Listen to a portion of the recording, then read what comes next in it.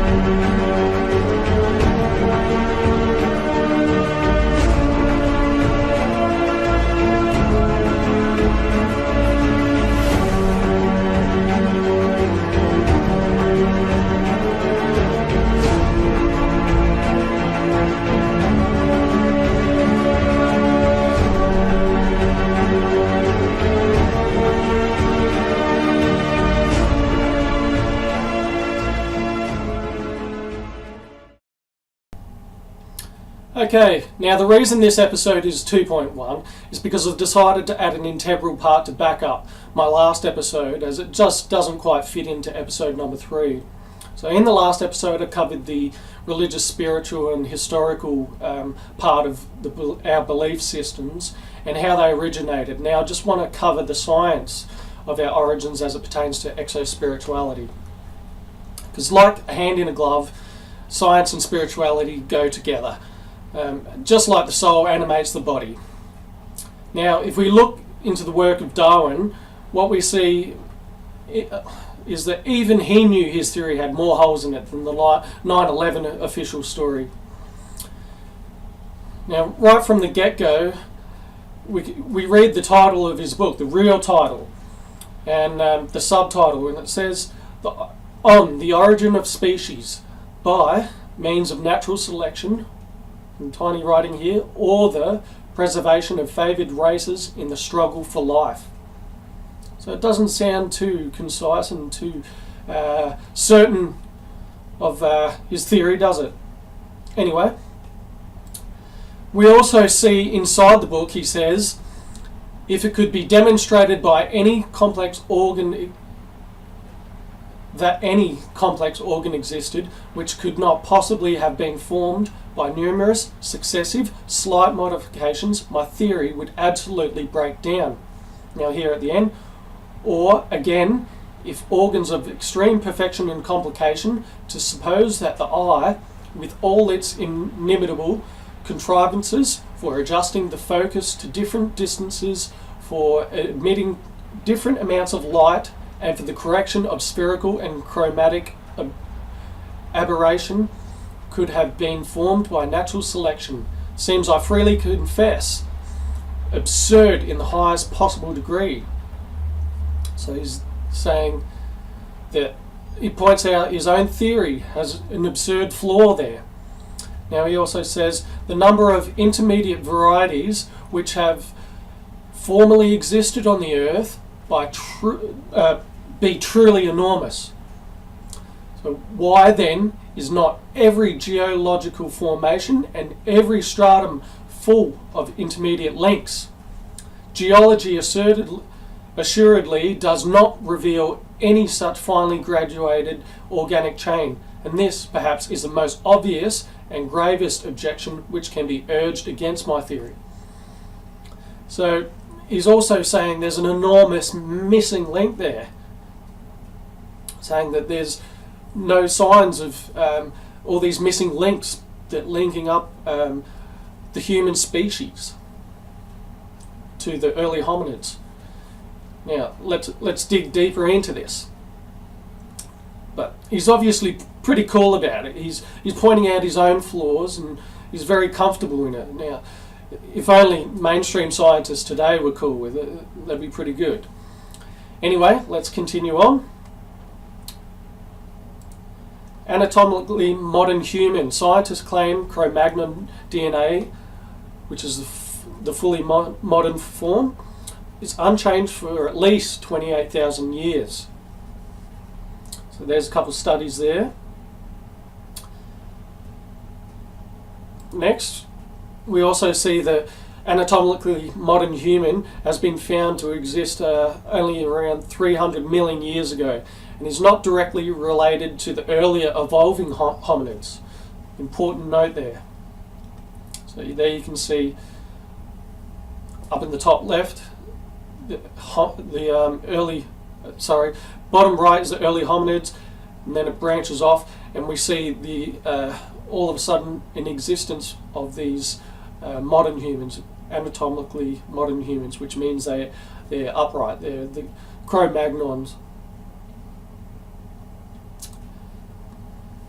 Now, we also see the anatomically modern human live side by side with the Neanderthals and did not actually descend from them, but rather from the same unknown ancestor, as we see from this study in the Nature Science Journal back in 2000.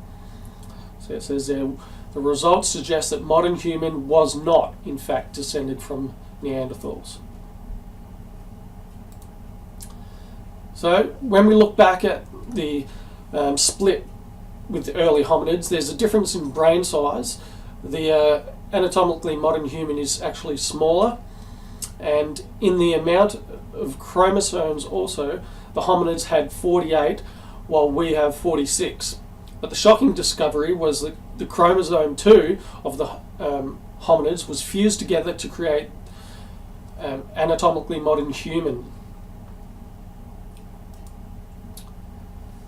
So here you got a good picture of it there. As you can see, the tops were cut off and then fused together, and the bottom parts no longer exist. So they're technically deleted somehow. Here's the study into that. It's a peer-reviewed science journal from '91, the Proceedings of the National Academy of Science of the United States of America. And it appears to be intelligent design or directed mutation, as they state in scientific terms, to avoid that dreaded intelligent design saying that really points to some kind of higher source of creation that can't be explained, and science never wants to say that they can't explain something. They always want to try and force the triangle in the circle, make this fit the model of evolution when it just isn't working. It's like, just let it go, let it go. The science is telling you. Why can't we move on? Wouldn't science move a lot better if we could just say, oh look, there was this interaction? What is the religious text telling us that I just talked about in the last episode? Why don't they put these pieces of the puzzle together? Why can't they let these sleeping dogs lie and say, look, let's move on? Science is painting a totally different picture. Instead they try and make these things fit where they don't. Now, let's cut to a clip from my favourite spiritual scientist, Greg Braden. And I apologise for the quality in advance, and we'll wrap it up after this. And this led to a research project using computers, the best science of today, and some of those ancient texts. And the bottom line is that what we discovered is every single ancient language, the letters of the language link to very precise numbers that have never changed. So whether we're talking about the Arabic language or the Hebrew language, or if we're talking about cuneiform and Sanskrit, what are called the ancient core or the ancient root languages, there's a mysterious number that's always been linked to those letters, and nobody knows where the numbers came from. That was interesting to me. So through a process that took many years, I came to understand that the numbers that represent the letter are also the numbers that represent the elements, what we call the elements on the periodic table of life and a physical reality as we know it. So in other words, it is if the ancients, they didn't know about the periodic table of elements the way we do today, but they knew about the numbers that were represented. And when we make the connections between the letters of the ancient alphabets, the numbers they represent, those numbers, if we look at them on the periodic table, they happen to be precisely the elements that make the DNA in our bodies. Now we have the ability to take the sequences of DNA in a cell and through those numbers link them to letters in ancient alphabets. And lo and behold, the letters spell words and the words have meaning. And this has led to a book that's entitled The God Code. It was released in the year 2004. What we know is that there is a message, an intentional message within the DNA of all life. The message occurs in layers, and each layer has its own code that must be understood for that layer. And I'm still working on the deeper layers. The top layer is one that we understand very well right now. The top layer in the DNA of all life literally translates into the words God eternal within the body. God eternal within the body. We don't know who put that message there. We don't know exactly why it's there.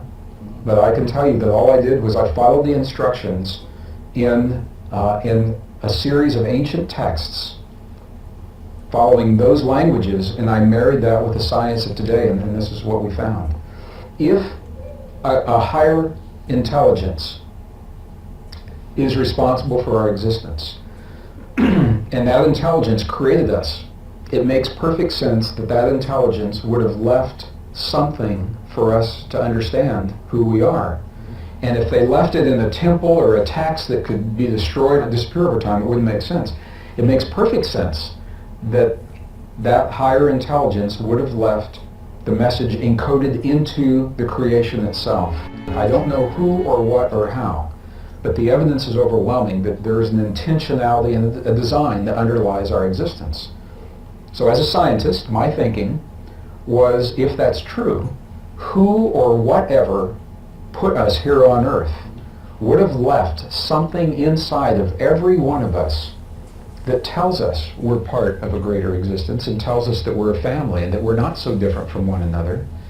And if I could find that, if I could find that common denominator, that somehow maybe it would help us to become greater than the differences, that began a search.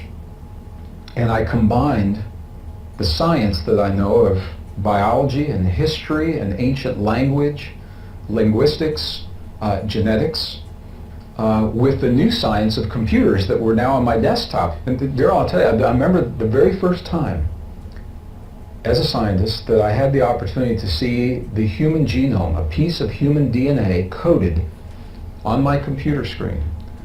And all the CTAG, it all rolled down through the screen. And my brain looked at that. And I remember thinking, I said, I don't know what that says, but there's a code. There's a language. That DNA is a language. And whatever that language is, it's inside of me, and it's inside of everyone that looks at it. And some intelligent being placed it there a long time.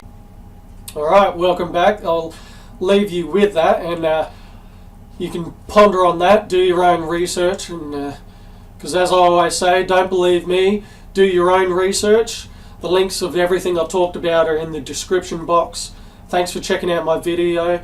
Hit like, subscribe, and tune in to next week's episode, The Law of One Throughout History. This is just a quick addition to episode 2. So thanks for checking it out. Love and light. Namaste.